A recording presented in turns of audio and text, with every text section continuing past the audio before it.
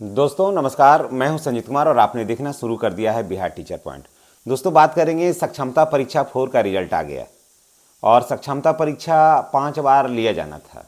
मैं ये पहले ही बता देता हूं कि मैं ये नहीं कह रहा हूं कि आप सक्षमता परीक्षा दीजिए या सक्षमता परीक्षा नहीं दीजिए, मैं ऐसा कभी नहीं कहता हूं।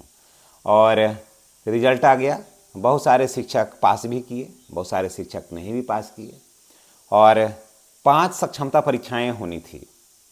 सक्षमता परीक्षाएं होनी थी, उसमें बहुत सारे शिक्षकों से आप पूछिए तो पहले कहा गया था कि मामूली परीक्षा है, लेकिन परीक्षाएं मामूली नहीं थी और रिजल्ट भी काफ़ी कम हुआ। प्रश्न स्वाभाविक है कि प्रश्न टफ था तो परीक्षाएं तो कम होना लाजमी है। पहले 1, 2, 3 में जो सक्षमता परीक्षाएं का जो रिजल्ट हुआ था और उसके बनिस्बत काफ़ी कम हुआ, कारण कि उस समय लोग कहते हैं कि क्वेश्चन आसान था, जो परीक्षा दिए हैं वो भी कहते थे कि क्वेश्चन काफ़ी आसान था। अब इधर सुन रहे हैं कि क्वेश्चन थोड़ा टफ हो गया है तो लोग थोड़ा पास करना कम कर दिए हैं या रिजल्ट थोड़ा कम हो रहा है।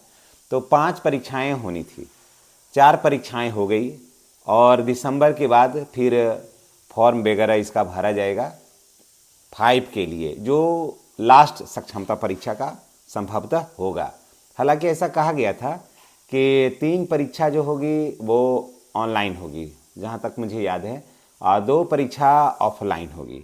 ऐसा भी जो परीक्षा दे करके आए शिक्षक और शिक्षिका, उनसे मैंने बात किया था और शुरू में ही, तो वो कहे थे कि सर जो कंप्यूटर पर हम लोगों को काफ़ी कठिनाई होती है और वहाँ जो एग्ज़ाम जो लेते हैं वो काफ़ी कम उम्र के 16 साल, 17 साल, 18 साल के बच्चे बच्चियाँ होती हैं। वो उनका व्यवहार काफ़ी रूखा रहता है और बढ़िया से कंप्यूटर पर किसी चीज़ को समझा भी नहीं पाती हैं या समझा भी नहीं पाता है वो लड़का जो इंस्ट्रक्टर होता है वहाँ का। तो काफ़ी कठिनाई होती है, सवाल छूट भी जाता है ऐसे लोगों का। तो 5 परीक्षाएं होना था, तो 3 होना था ऑफलाइन, ऑनलाइन और सीबीटी मोड में, और बाकी होना था ऑफलाइन परीक्षा होना था ओमार सीट के माध्यम से, लेकिन नहीं हुई। सरकार यहाँ पर तो फेल कर गई। अब आगे देखिए परीक्षा ऑफलाइन होता है ऑनलाइन होता है तो आने वाला समय बताएगा। लेकिन अब फिर अगर कोई सक्षमता परीक्षा देना चाहेंगे तो उनके लिए फिर से आ रहा है डेट और वो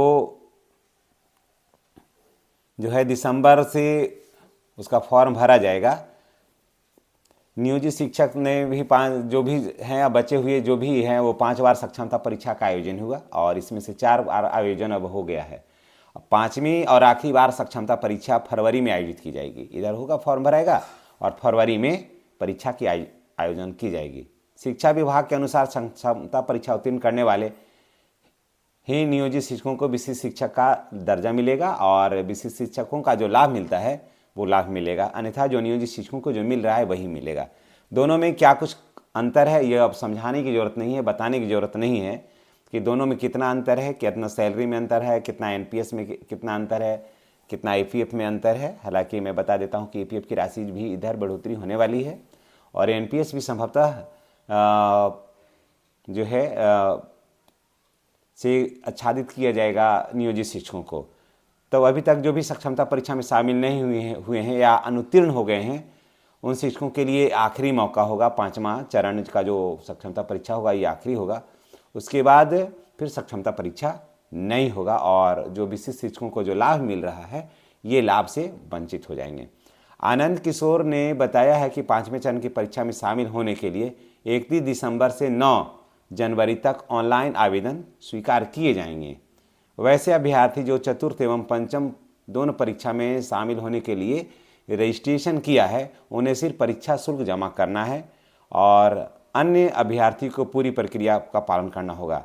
यानी कि जो एक भी परीक्षा नहीं दिए हैं उनको परीक्षा शुल्क के साथ साथ पूरा रजिस्ट्रेशन ही करना होगा, या फिर 4 में परीक्षा दिए हैं और सफल हो गए हैं तो उनको सिर्फ रजिस्ट्रेशन करना होगा और उनको किसी तरह का कोई भी शुल्क जमा नहीं करना होगा। और फरवरी में परीक्षा होगा और फरवरी के अंतिम में जो है, फरवरी के प्रथम सप्ताह में परीक्षा होना है और फरवरी के अंतिम सप्ताह में इसका रिजल्ट जारी किया जाएगा, कारण कि अब शिक्षकों की तादाद भी थोड़ी कम हो गई है। राज्य में लगभग 3,60,000 के आसपास नियोजित शिक्षक क्षमता परीक्षा में शामिल होने की योग्यता रखते हैं, ऐसा कहा गया है। अब तक का 2,66,766 उत्तीर्ण हो चुके हैं, जबकि 40,000 अभी भी किसी भी चरण में जो शिक्षक हैं वो नहीं बैठे हैं। ये मेरे पास आंकड़ा नहीं है, मेरे द्वारा दिया हुआ आंकड़ा नहीं है, ये मैं बिहार बोर्ड का जो साइड है मैं उसी से निकाल कर मैं आपको बता रहा हूँ। जबकि अभी कहता है कि अभी लगभग 40,000 से जो शिक्षक हैं जो एक बार भी नहीं बैठे हैं, यानी ना पहला बार बैठे, ना दूसरी बार बैठे, ना तीसरी, ना चौथी, किसी बार भी नहीं बैठ भी नहीं किए हैं वो, न रजिस्ट्रेशन करवाए हैं। और बाकी कुछ क्या हैं भी तो फेल हुए हैं, लेकिन 40,000 एकदम टच ही नहीं किया है, फॉर्म ही नहीं। तो 3,60,000 नियोजित शिक्षक सक्षमता परीक्षा में शामिल होने की योग्यता रखते हैं, ये कहता है। तो देखिए अब तो रिजल्ट भी आ गया है सक्षमता परीक्षा 4 का, और सक्षमता परीक्षा 5 इसके हिसाब से ये लास्ट परीक्षा है। अगर कोई नियोजित शिक्षक हैं और उनके मन में है कि हमें एनपीएस से आच्छादित होना चाहिए, बाकी तो कोई चीज़ भिन्नता नहीं है, और ट्रांसफ़र ऑलरेडी ऐसे भी नियोजित शिक्षकों को भी होना है। तो क्या कुछ अंतर है, ये तो बाद का वीडियो में हम लेकर के आएंगे, हम एक दिन बेहतर तरीके से और इसको लेकर के आएंगे। लेकिन अगर आपके मन में ये लगता है कि सक्षमता परीक्षा देना चाहिए तो आप विचार कर सकते हैं, एक आखिरी मौका है और उसके बाद फिर मौका नहीं मिलेगा। और अगर लगता है कि नहीं कोई फ़ायदा नहीं है, हमको 8 साल 10 साल नौकरी ही बची हुई है, हम जहाँ हैं वहीं ठीक हैं, और 1,000-2,000 आगे पीछे भी अगर वेतन मिलता है और कठिनाई होती है और तो हम नियोजित शिक्षक ही बने रहें, तो यहाँ भी आपको भी ज़्यादा कोई कठिनाई होने वाली बात नहीं है। ऐसा नहीं है कि आपको नौकरी से हटाया जाएगा या वंचित किया जाएगा, ऐसी भी कोई बात नहीं है। हाँ, एनपीएस का लाभ आपको अभी फ़िलहाल नहीं है, इसमें है, आपको ईपीएफ का लाभ होगा। एनपीएस से लाभ होने आच्छादित होने के लिए आप पर प्रयास किया जा रहा है और ईपीएफ की राशि में बढ़ोतरी हो जाएगी। ये मार्च के आसपास ईपीएफ की राशि में बढ़ोतरी हो जाएगी, ये भी कैबिनेट में इसकी मुहर लगने वाली है। और मांग भी किया गया है कि 2014 से ही जो रेशियो है ईपीएफ में, वही रेशियो आज भी चल रहा है। और जबकि शिक्षकों का या कर्मचारियों का वेतन, न सिर्फ शिक्षक का, बहुत सारे कर्मचारियों का वेतन बढ़ा है, लेकिन ईपीएफ की राशि वैसे ही स्थिर है। इसलिए ईपीएफ की राशि में बढ़ोतरी किया जाए, सरकार भी अपना ऐड बढ़ाए, और जो कर्मचारी हैं, चाहे शिक्षक हों चाहे और भी कर्मचारी हैं, वो भी अपना अंशदान बढ़ाएं, ताकि लास्ट में जो है ना बेहतर फ़ायदा हो सके। तो ये सब आज सक्षमता परीक्षा को लेकर के था। देखिए, सक्षमता परीक्षा लेकर के आप घबराएं किसी बात को नहीं। अगर आपको लगता है कि सक्षमता परीक्षा हम ना दें, तो कोई जरूरी मैंडेटरी नहीं है कि आप सक्षमता परीक्षा देना ही देना है आपको, आप नहीं भी दे सकते हैं। लेकिन अगर आपको लगता है कि राजकर्मी का दर्जा सब लोग हासिल कर लिया है, हम लोग कम हैं, 70-80 हज़ार अभी भी हैं, फेल भी हुए, और उसके बाद 70-80 हज़ार ये आंकड़े कम करके बताया जाता है, तो शिक्षक अगर चाहें तो नहीं भी दे सकते हैं, ऐसा कहीं नहीं है। अभी भी देखिए, मैंने पढ़ा, मैं कहीं इधर उधर से, मैंने अखबार का भी नहीं पढ़ा, मैं उसके वेबसाइट से मैं पूरा न्यूज़ मैंने आपको दिया है। वो साफ कहता है कि जो विशिष्ट शिक्षकों को मिल रहा है उस लाभ से वंचित किया जाएगा।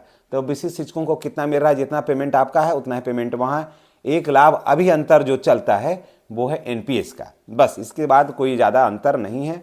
आप अगर चाहते हैं कि नियोजित शिक्षक ही बने रहे तो भी आप बने रह सकते हैं, और आपको फिर मिल रहा है आपको स्नातक ग्रेड में प्रोन्नति, तो स्वाभाविक है कि वहाँ भी आपका वेतन में इंक्रीजमेंट होगा, सीनियरिटी आपके पास बरकरार है।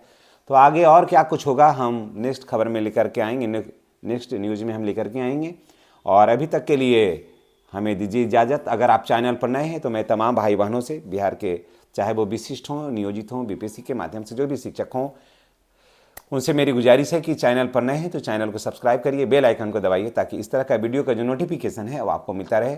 क्योंकि मेरे चैनल के माध्यम से शिक्षा और शिक्षा जगत की खबरें ही प्रसारित की जाती हैं। धन्यवाद। कोई कमी रह गई हो तो कमेंट बॉक्स में